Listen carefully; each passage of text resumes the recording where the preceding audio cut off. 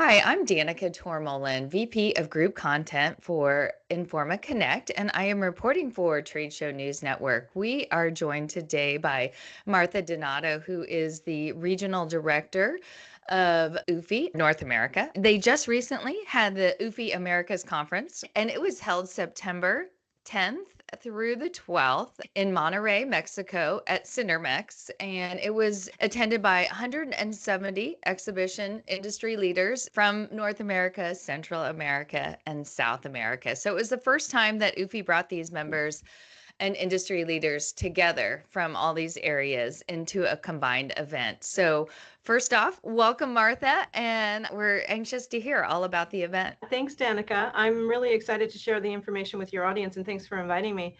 It was an unprecedented meeting. We called it the UFI Americas Conference. And just for a little background and context, Ana Maria Rengo, who's the regional director for South and Central America, has been running a meeting in the South and Central America region for several years now. And so when UFI announced at the beginning of 2024 that they'd be forming the North America chapter, and which I was very honored to be the first North America chapter regional director. That's a mouthful, but that's my role. And it's a new chapter, but joining forces with Ana Maria and producing this meeting jointly, because it already existed, really took a lot of the weight off the North America chapter, right? Because she had done all of the work building an audience, and she already had a contract signed in Monterey at Cinermex to do her own meeting. So she was very generous in inviting us in and renaming it to the UFI Americas title, and really welcomed everyone from Canada, the US, and Mexico. And I think it was an unbelievable success from the point of view of how we kicked off. For starters, we had Fernando Fisher, who's the president for RX Americas. And he is a Brazilian national living in Connecticut in the US. He bridged the group, the North, Central, and South America groups so brilliantly, and he delivered the keynote speech. We kicked off with Fernando, and it really energized everyone. Speaking for myself and from the feedback I got, he was very open. He shared some of the tools that RX is using, and it was just really powerful.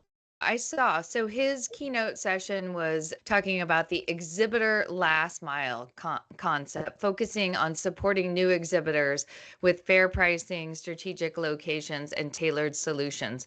Tell us what stood out from his session in your mind. I know everybody takes away different things. I think that he shared some real statistics. Traditionally, we're all guarded and private about how we release information, and he was very open. And he shared the information, the case study really of how they're implementing this program.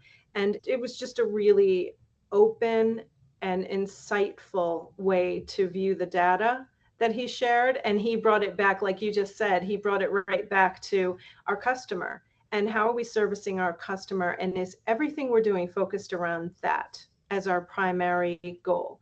I can't tell you how many people approached me and said that was really the best keynote I've heard in years. That's always helpful when leaders of major, it's the number 2 largest trade show organizer in the globe, and to have somebody at that level telling about their processes and how they're dealing with their number 1 revenue generator, which is exhibitors. Exactly. That's right. I think then the rest of the meeting flowed really smoothly and organically, and there were a lot of new attendees. I met a ton of new people, which I always count as really, I'm very fortunate when I've been in this business for so many years that I can go to an event, and it's probably the 80-20 rule of I maybe knew 20% of the people and 80% were new people. And that's really exciting to be in that role. And the audience came from all over. We had representation from a lot of countries, and not to leave out that a contingent came over from China as well, from CCPIT, which a lot of us in the industry are very familiar with their development arm. And they sent over a delegation, and it was really powerful to see that we had, in particular, the connection between Mexico and China is very strong. They have very strong trading relationships, and in our industry, that's really important. And as the bridge between what we're doing in Canada and the US and what, say, Brazil is doing, Mexico plays a really key part in those relationships. And so that was really exciting. I think it gave the meeting an even higher level of importance and significance in terms of who was there and who was in the room and what you might be able to take away in terms of knowledge, education, relationships, new business development. There were a lot of meetings going on, which is exactly what you want to see when you're producing a business conference. Do you think that the delegation from China was looking to make relationships and connections and possible potential partners, et Definitely. cetera? Yeah. Yeah, definitely. They invested in the trip, and that underscores to me that they find really a lot of value in the region. And so I take that as a really good sign. So tell us a little bit about, everyone's always curious. I haven't been to Monterey before. Had you been before? Tell us a little bit No. about this city and the venue. Yeah, sure. So Monterey was, I was joking, it was almost like going to Houston for me, right? Because I flew into Houston, it was a very short flight from to get there. So it's a region of Mexico I haven't visited. It was very vibrant. It was absolutely stunningly beautiful. When you landed, when you were coming in, it's surrounded by these beautiful mountains, and it had a lot of activity, energy. The convention center was really well done. It was modern and clean, and it fit us just right. It was just exactly suitable for what we needed. And the leadership in Monterey, we had really strong support from the city of Monterey and from the convention center and from their travel and visitors bureau. And they couldn't have been more friendly and welcoming to us. I know that area is a hub for trade shows in Mexico and also manufacturing, right, in the That's right. region. Yeah. Yeah. So an important Yeah. destination for trade shows, maybe not as much on the radar for people leisure wise, but Correct. yeah, in Correct. terms of business. In terms of business, it's a really important hub. You're 100% right. And from a leisure point of view, we had really a lovely time. There's a lot to do. I wished I could have stayed for the after. UFI does a really nice thing when they have meetings. They usually add a day before or after to get to know the region that you're visiting. And this year was no exception. And people went to the mountains and to the caves. And it was just really a phenomenal experience. I was unfortunately called back home because in Southern California, we were having a massive wildfire that was burning right outside my town. I didn't get to stay for that, but I heard great reports. I saw some really nice photos, and you're right. That's one of the things for anybody who's listening or watching here today. UFI has these regional conferences all over the globe. We've made our way slowly around the globe, and so this one is the Americas one, and it always includes a city tour at the end. It's a great way to see the destination and then also networking wise, making Oh, yeah. connections with people on a different kind of level. Yeah, you're right. That is one of the primary reasons why UFI meetings are so special and why people come back over and over. And it's definitely one of my favorite parts of the whole program, wherever we are in the world. And to your point, we're very fortunate that we've traveled to a lot of really interesting places. And so up next, I could give a plug. Yeah. We're working on the Global Congress, which is the members only international global meeting that will happen in Cologne, Germany, November 20th to the 23rd. And that will be no different. There'll be a lot of really interesting things to do on the post-conference day. We'll have a link to registration and more information about that event in our story here. When you Great. think about the region, both North America and Central and South America, what would you say are some of the highlights right now, some trends in the exhibition industry for this region? In this region, I suppose we're talking about very different thought processes, say, if you take between the US and Brazil.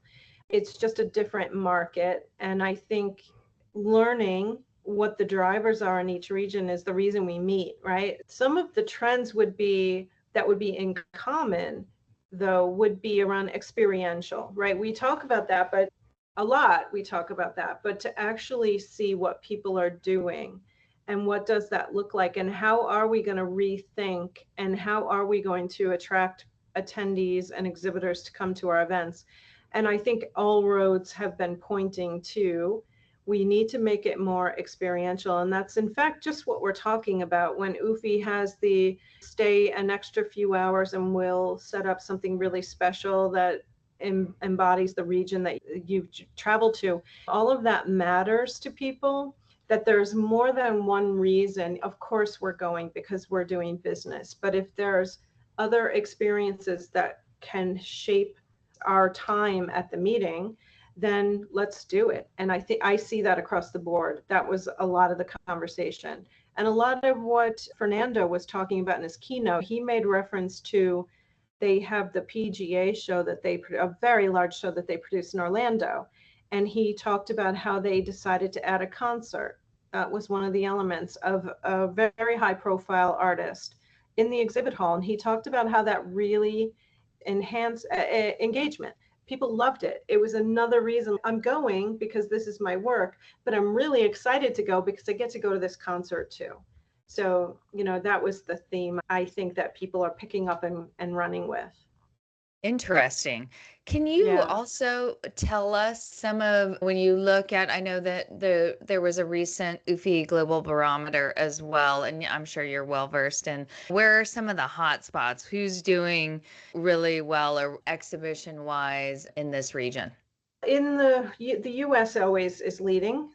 We know that, and from the barometer that gets proved out. I see a lot of good activity in Mexico and a lot of good activity in Brazil. I would say they're the three to watch, not to take away anything from what they're doing in all the other countries, but that's where a lot of innovation, a lot of change agents are at work, and they're bringing new experiences and new events, and they're launching new things and trying new things. Those are the three that I would point to.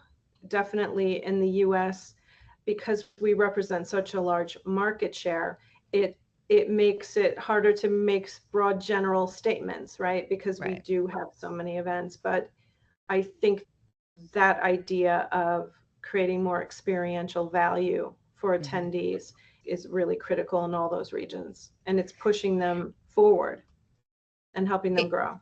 Any challenges that are sticking out right now? I know, again, it's hard to make a generalization across, such a vast area, but what are some things that are percolating to the top?